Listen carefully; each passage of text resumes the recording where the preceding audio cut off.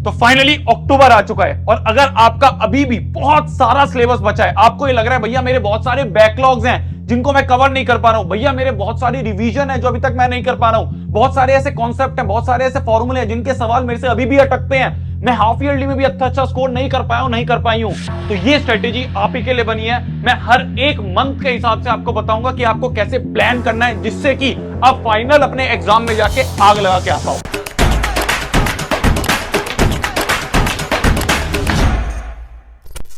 Hello everyone, this is शोभित तिरवन। आज की video में हम बात करने वाले हैं आपके अक्टूबर से लेके फाइनल एग्जाम तक, फरवरी तक की एक पूरे रोड मैप के बारे में कि आपको हर एक महीने में क्या क्या चीजें करनी है, कौन कौन से आपको सब्जेक्ट उठाने हैं, किस तरह से अपनी स्ट्रेटेजी को रखोगे जिससे कि आप अपने फाइनल एग्जाम में फोड़ के आओ। बहुत इंपॉर्टेंट वीडियो होने वाली है, हर एक चीज को डिटेल में समझाऊंगा, पूरा ट्रस्ट रख के शुरू से लेके एंड तक देखना है।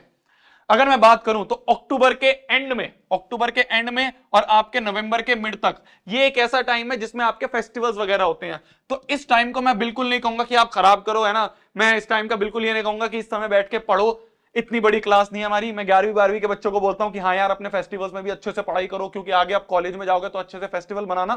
पर 9th-10th के बच्चे हो, ठीक है, फेस्टिवल्स को अच्छे से एंजॉय करना। तो ये एक चंक जो है इसको हमने निकाल के रख लिया, इसमें थोड़ी बहुत पढ़ाई हो पाए, थोड़ा बोड़ा 1-2 घंटे तुम पढ़ पाओ, बहुत है। पर ये जो आधा अक्टूबर है और ये जो आधा नवंबर है, इन दोनों में कोशिश करना कि आप अपने सबसे पहला काम है अपना सिलेबस को कंप्लीट करो। हर चीज भूल जाओ, भैया मेरा पहला क्या बचा है, मेरा पिछला क्या बचा है, भैया मेरा आगे क्या होगा, हर चीज भूल जाओ। सबसे पहला टास्क है तुम्हारा कि जो सिलेबस अभी बचा हुआ है उसको जल्दी जल्दी कंप्लीट करना है। कैसे कंप्लीट करना है आगे बताऊंगा, अभी मैं एक ब्रॉड व्यू बता रहा हूं। तो सबसे पहला काम है एक सिलेबस कंप्लीट हो जाए। जैसे तुम्हारा नवंबर एंड तक सिलेबस कंप्लीट हो जाएगा, तुम्हारे दिमाग में एटलीस्ट ये तो शांति होगी कि हाँ यार, अभी मेरे पास 1-2-3 महीने हैं, इन 3 महीने में अच्छे से रिवीजन करके फोड़ के आ सकता हूं। तो इसलिए पहला टारगेट है सिलेबस कंप्लीट करना है। जैसे ही तुम्हारा नवंबर एंड तक या मिड दिसंबर तक सिलेबस कंप्लीट हो गया, तो ये जो दिसंबर वाला महीना है ना मेरी जान, ये दिसंबर वाला महीना रहेगा तुम्हारे पिछले जो बैकलॉग्स हैं उनको कवर करने में, और ये जो तुमने अक्टूबर नवंबर में पढ़ा है, ये जो तुमने अक्टूबर नवंबर में पढ़ा है, इसकी रिवीजन करने के लिए। तो बैकलॉग्स को कवर करना इस पूरे महीने में बैठ के, और जो पिछला तुमने अभी करा है उनके अच्छे से रिवीजन करनी है। कैसे रिवीजन करनी है हर चीज बताऊंगा, अभी तो मैं फ्लो बता रहा हूं। फिर आपका जो जनवरी वाला महीना होगा मेरी जान, इस जनवरी वाले पूरे महीने में हम कुछ नहीं करेंगे, हम बैठ के दिन के 2 या 3 सैंपल पेपर्स लगाएंगे। कैसे सैंपल पेपर लगाने हैं, कैसे उसको एनालाइज करना है, कैसे उसका बेस्ट यूज करना है, उसके ऊपर वीडियो चाहिए तो कमेंट कर देना, वो भी लेके आऊंगा। तो नवंबर तक सिलेबस कंप्लीट, 1 महीने में बैकलॉग और रिवीजन, और फाइनल जो आपका जनवरी होगा उसमें आपको सैंपल पेपर देने हैं जिससे कि आप फरवरी में जाके अपने फाइनल एग्जाम दे पाओ। अब हम आते हैं आपके सब्जेक्ट वाइज स्ट्रेटेजी पे कि भाई आपको सब्जेक्ट वाइज कैसे चलना है। सबसे पहले अगर मैं बात करूं आपके साइंस की, साइंस में भी फिजिक्स, केमिस्ट्री, बायोलॉजी, हर एक के बारे में डिटेल में समझाऊंगा, ध्यान से सुनना। साइंस में अगर मैं बात करूं आपके फिजिक्स की, तो देखो सबसे पहली चीज है मेरी जान, अगर आपका फिजिक्स का कोई चैप्टर बचा है, सबसे प्यारी चीज है, ना कोई बड़ी चीज पे जाओ, ना कोई अपने सिंपल एक 1 शॉट वीडियो देखनी है। अब जिस भी मास्टर से समझ में आ रही है उस मास्टर से जाके देख सकते हो। पहला काम 1 शॉट लेक्चर देखना है। वो 1 शॉट लेक्चर जब आपने देख लिया तो दूसरा काम होगा आपके एनसीईआरटी के जो इंटेक्स्ट वाले क्वेश्चंस हैं उनको करना, और एनसीईआरटी के एक्सरसाइज के क्वेश्चन करना। कई बार आप देखोगे जो बीच बीच में क्वेश्चन होते हैं ना थ्योरी के बीच में और एनसीईआरटी के एक्सरसाइज वाले, वो उठ के डायरेक्ट आपके पेपर में आ जाते हैं। तो इसलिए 1 शॉट देखा, एनसीईआरटी कंप्लीट करी। एनसीईआरटी कंप्लीट करने के बाद आपका काम क्या रहेगा, फिजिक्स में जो सेम फॉर्मूले वाले सवाल होते हैं, आपको क्या होता है फिजिक्स में कंफ्यूजन होती है ना, भैया यार मेरे से सवाल नहीं हो पाते सॉल्व, न्यूमेरिकल नहीं सॉल्व हो पाते, तो उसका सबसे बढ़िया हैक है, जो अभी मैंने टॉपर से बात करी उनसे पता चला कि भाई एक फॉर्मूला उठाओ और उस एक फॉर्मूले के 10 सवाल कर लो। जैसे मान लो मिरर फॉर्मूला है, या मान लो कोई और एक फलाना फॉर्मूला है, उस फलाना फॉर्मूले को तुमको क्वेश्चन नहीं हो पाते, तुम हर बार अटकते हो, तो पकड़ो उसके 10 सवाल कर लो। भैया वो 10 सवाल कहां से आएंगे, वो 10 सवाल करने के लिए अपने क्वेश्चन बैंक्स हैं। पिछली वीडियो में बताया था ओसवाल के क्वेश्चन बैंक इस पूरी मार्केट में सबसे बेस्ट है।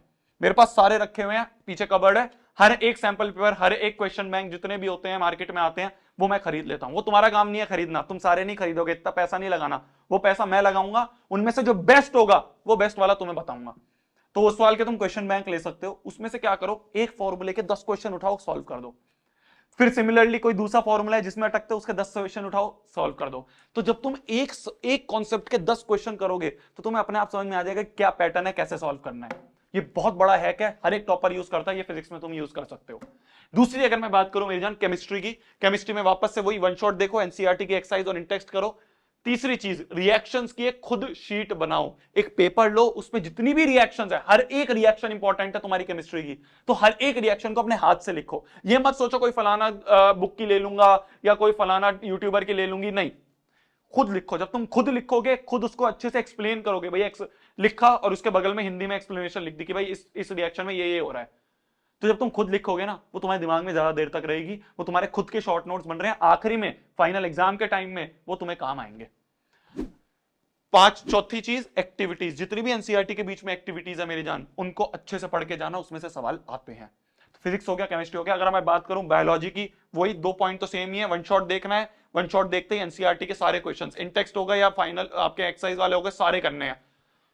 शॉर्ट नोट्स और डायग्राम्स ये बहुत ज्यादा जरूरी है बायोलॉजी में भी, क्योंकि बायोलॉजी का सिलेबस बहुत बड़ा है, तो इतने बड़े सिलेबस को आखिरी में जब तुम्हारे पास 1-2 दिन बचे होते हैं, तो उसमें सारा कैसे पढ़ोगे, तो उस समय काम आएंगे शॉर्ट नोट्स। भैया शॉर्ट नोट्स कैसे बनाने हैं, कुछ नहीं, जैसे तुम्हारा चैप्टर खत्म हो रहा है, तुमने कुछ क्वेश्चंस लगा लिए उसके, तुमने भाई एनसीईआरटी के क्वेश्चंस लगा लिए, तुमने क्वेश्चन बैंक्स में से क्वेश्चन लगाए, ठीक है, उस वाल के उठाए, उसमें से कुछ क्वेश्चन उठाए, कर लिए, स्टार मार्क लगा दिए। तो अब जब तुमने सारी थ्योरी पढ़ ली, सारे क्वेश्चंस कर लिए, अब तुम्हें पता चल गया इस चैप्टर में क्या क्या चीजें हैं जो इंपॉर्टेंट है, उनको शॉर्ट नोट्स में लिख दो।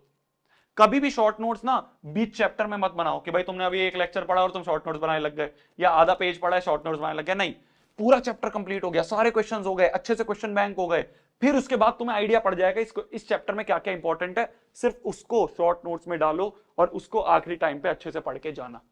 ये हो गई साइंस की बात। आगे अगर मैं बात करूं मेरी जान, कॉपी पेन लेके बैठो, जो जो चीजें बता रहा हूं लिख लो। तुम 100 वीडियोस देख लोगे कोई फायदा नहीं होगा, एक देखो, अच्छे से देखो, इंप्लीमेंट करो, फोड़ के आओ। समझ में आ रही है?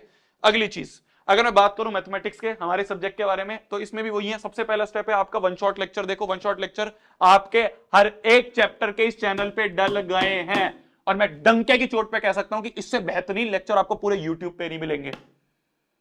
इस शिद्दत से, इस प्यार से और इस डेडिकेशन से आपके लिए वो लेक्चर बनाए हैं। प्लेलिस्ट जा सकते हो आप, प्लेलिस्ट पे जाओगे, कंप्लीट क्लास 9th के मैथ्स के लेक्चर्स हैं, हर एक चैप्टर के पहले से लेकर आखिरी तक। तो इसलिए सबसे पहला काम है वन शॉट लेक्चर देखा, और वन शॉट लेक्चर के साथ साथ एनसीईआरटी खोल के बैठो, जिससे कि साथ साथ में सॉल्व करो। हम क्या करते हैं मैथ्स में, पहले वन शॉट देखेंगे फिर एनसीईआरटी करेंगे, ना ना ना, मैथ्स इज डिफरेंट। मैथ्स में वन शॉट के साथ साथ जैसे तुमने एक पर्टिकुलर कॉन्सेप्ट पढ़ा, पर्टिकुलर एक्सरसाइज पढ़ी, उस एक्सरसाइज को वहीं सॉल्व कर लिया, फिर आगे बढ़े, फिर वहीं सॉल्व कर लिया, फिर आगे बढ़े, फिर वहीं सॉल्व कर लिया। तो ये होता है पहला स्टेप आपका। दूसरा स्टेप, डिफरेंट टाइप के क्वेश्चन देखो। एनसीईआरटी में ना वही घसी पेटे क्वेश्चन है जो बहुत कम आते हैं। अब क्वेश्चंस कैसे आते हैं, कंसेप्चुअल आते हैं। अब क्वेश्चन कैसे आते हैं, कॉम्पिटेंसी बेस्ड आते हैं, एमसीक्यू, असर्शन, रीजनिंग, ये सब। ये कैसे पता चलेंगे, इसके लिए बनते हैं मेरी जान क्वेश्चन बैंक्स, और वो भी लो तुम बेस्ट वाले। मैं फिर बोल रहा हूं, आपके पैसे हैं, बहुत मुश्किल से कमाए हुए पैसे होते हैं, तो बहुत हार्ड वर्क होता है उसमें, तो इसलिए ऐसी जगह इन्वेस्ट करो जहां पे बेस्ट है। तो बेस्ट मैंने आपको बता दिया, उस वाले के आप ले सकते हो। उससे क्या करो, आप डिफरेंट टाइप के उस चैप्टर के क्वेश्चंस प्रैक्टिस करो, जो भी इंपॉर्टेंट लग रहा है उसको स्टार मार्क लगा लो, कि आखिरी एग्जाम के टाइम पे सिर्फ वो स्टार मार्क वाले करके चले जाओ, तुम्हें पूरी एनसीईआरटी करने की जरूरत ना पड़े। तीसरा स्टेप, शॉर्ट नोट्स या फिर फॉर्मूला शीट या फिर 10 रुपए की कॉपी जो आप बनाते हो, वो 10 रुपए की कॉपी में जितने भी इंपॉर्टेंट क्वेश्चंस हैं, जितने भी ट्विस्ट वाले क्वेश्चंस हैं, वो लिख पाओ। तो ये जरूर बनाना, अपनी फॉर्मूला शीट जरूर बनाना। ये हो गई तीनों चीज आपकी मैथ्स की। अगर मैं बात करूं आपके सोशल साइंस की, तो सोशल साइंस में पहली चीज वही वन शॉट लेक्चर देखा। वन शॉट के बाद आंसर्स को अपने वर्ड्स में लिखो, उसमें बस वो मेन जो वर्ड जो आपके वो होते हैं, मेन की पॉइंट्स होते हैं, वो होने चाहिए। बाकी आंसर अपने वर्ड्स में लिखो। कोई जरूरी नहीं है एनसीईआरटी के एग्जैक्ट लाइन टू लाइन दिमाग में रटना, ना ना ना, रटा। मैं नहीं रटता था यार एसएसटी में, मैं कभी नहीं रटता था, मैं तो अपने भाषा में लिखता था। अपनी भाषा में लिखूंगा, पूरे नंबर मिलते थे। समझ में आ रही है मेरी जान? 9th में मेरे 90 मार्क्स का पेपर होता था हमारे स्कूल में, तो 90 में से 90 आए, 10th में मेरे वापस से फुल आए। तो इसलिए पहला काम है अपनी भाषा में लिखो एसएसटी को, जरूरी नहीं है आपको रटना है। दूसरा, पॉइंट्स में लिखो, पैराग्राफ मत भरो, पॉइंट्स में याद करना भी आसान रहेगा, लिखना भी आसान रहेगा। Got it? तीसरी चीज, रीडिंग क्वेश्चन स्ट्रेटेजी, एक बहुत प्यारी स्ट्रेटेजी है जो मैं अपनी क्लास 9, 10th में फॉलो करता था। मैं क्या करता था, मेरे टाइम पे जो क्वेश्चन बैंक आते थे मैंने वो लिए, आप उस वाले के ले सकते हो, बेस्ट है। तो वो क्वेश्चन बैंक आपने लिए, क्वेश्चन बैंक लेने के बाद आपने क्या करा, मान लो आपने एक चैप्टर पढ़ा है, उसके आपने वन शॉट पढ़ लिया, एनसीईआरटी कर ली, ठीक है। अब इसके बाद जो मेरी जान काम है वो है कि आपने क्या करा, क्वेश्चन उठाया, आपने बुक खोली, क्वेश्चन बैंक खोला, ऐसे छिपा लेते हैं ना, क्वेश्चन पढ़ा, आंसर छिपा लिया, क्वेश्चन पढ़ के सोचो क्या क्या लिख सकता हूं भाई, हाँ ये पॉइंट लिख सकती हूँ, ये पॉइंट लिख सकता हूँ, ये पॉइंट लिख सकता हूँ, ये पॉइंट लिख सकता हूँ। फिर हटाया, देखा क्या वो पॉइंट है, बहुत बढ़िया। अगर कोई एडिशनल पॉइंट है उसको भी दिमाग में डाल लिया। फिर सेकंड क्वेश्चन पे गए, क्वेश्चन पढ़ा, दिमाग में सोचा, कोई एडिशनल पॉइंट है दिमाग में डाल लिया। फिर तीसरा क्वेश्चन पढ़ा, दिमाग में सोचा। ये बहुत बढ़िया टेक्निक है। इससे क्या होता था, मैं बहुत सारे अलग अलग टाइप के क्वेश्चंस को बस पूछने का अलग तरीका होता है एसएसटी में। क्वेश्चन तो आंसर तो सेम ही होता है सबके, बस पूछने का अलग तरीका होता है। तुम देखोगे एक ही आंसर को 3-4 तरीकों से क्वेश्चन पूछ लेते हैं वो। तो इसलिए reading questions, maximum question read करो, मैक्सिमम। एसएसटी में सबसे बढ़िया चीज है, जितने क्वेश्चंस रीड करोगे उतना फायदा। क्वेश्चन रीड करो, दिमाग में सोचो, कोई नया पॉइंट है ऐड कर लो, बेस्ट स्ट्रेटेजी। क्या मेरी बात समझ में आ रही है? तो ये 3 चीजें थी आपकी, मैथ्स, साइंस और एसएसटी मैंने कवर करी। फाइनल आते आपके इंग्लिश हिंदी। इंग्लिश हिंदी में बस एक पॉइंट बोलूंगा, कभी भी समरी देख के मत जाओ, समरी पे रिलाय मत करो। एनसीईआरटी को रीड करो, लाइन बाय लाइन रीड करो। समरी से क्या होगा, समरी से तुम्हें चैप्टर का ओवरव्यू पता चल जाएगा, शुरू में एक बार देखने के लिए बढ़िया है, पर एनसीईआरटी जरूर रीड करना, क्योंकि बीच में से उठ के सवाल आ जाते हैं। क्या मेरी बात समझ में आ रही है? तो अभी जो मैंने आपको पूरी चीज बताई, अक्टूबर से लेके फरवरी का रोड मैप, नवंबर तक आपको सिलेबस कंप्लीट करना है। कैसे करना है मैंने आपको बता दिया। दिसंबर में आपको बैकलॉग्स कवर करने हैं, रिवीजन करना है। बैकलॉग्स कवर करने के लिए वही वन शॉट देख लो, बैकलॉग कवर हो जाएगा। रिवीजन करने के लिए आपके सैंपल पेपर्स वगैरह आएंगे, क्वेश्चन बैंक आएंगे, वो बता दूंगा। क्वेश्चन बैंक तो आ चुके हैं, सैंपल पेपर जो भी मैं वापस से, जब सैंपल पेपर अभी तो शायद आए नहीं है, आने वाले होंगे, सैंपल पेपर जैसे ही आ जाएंगे उनमें कौन सा बेस्ट होगा वो मैं आपको बता दूंगा। लास्ट ईयर मैंने उस वाली बताया था, शायद इस साल भी वही लीड कर रहे होंगे, तो मैं आपको बता दूंगा। जनवरी में आप सैंपल पेपर करोगे और फरवरी जो है आपका एग्जाम का टाइम आएगा। आखिरी तक तो मैं रहूंगा ही, इसका मत सोचो कि ये फाइनल वीडियो जी जल शोभित भैया चलेगा, नहीं नहीं नहीं, हर एक पॉइंट पे तुम्हारे साथ हूं, 24/7 तुम्हारे साथ हूं। फोड़ के आओगे, 9th बहुत प्यारी जाएगी। क्या मेरी बात समझ में आ रही है? बुक की अगर लिंक वगैरह चाहिए मैं नीचे डिस्क्रिप्शन में दे दूंगा, वरना स्टेशनरी से जाके तुम ले सकते हो। तब तक के लिए भाई पढ़ना है, फोड़ना है, कहन मचा देना, आग लगा देनी है। नीचे डिस्क्रिप्शन में मैं प्लेलिस्ट भी डाल दूंगा मैथ्स के लेक्चर की, वो भी देख लेना। Bye, good night, take care, जाओ पढ़ाई कर लो। अब यूट्यूब बंद करके पढ़ाई कर ले, सुन रहा है? चल पढ़ाई कर ले। Bye bye bye bye bye, मिलते हैं, बाय।